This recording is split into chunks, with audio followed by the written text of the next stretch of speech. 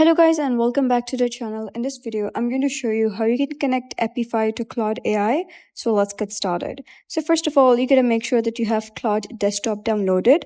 If you're using Claude web browser, then you wouldn't be able to connect that specific Apify extension. You need to have Claude desktop for that. So once you're on the Claude desktop, you gotta click on the three horizontal lines over here, and then you gotta simply head over to your customize. And here you're gonna click on connectors, and then you're gonna click on this plus icon over here and search for browse connectors. Simply click on browse connectors, and here click on search connectors.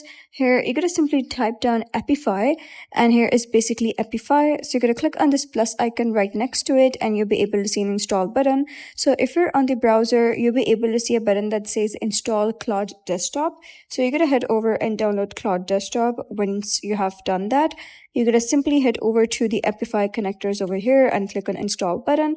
So simply wait for it to get installed, and you're gonna simply type your Apify token down, and you can enjoy using Apify within Claude AI.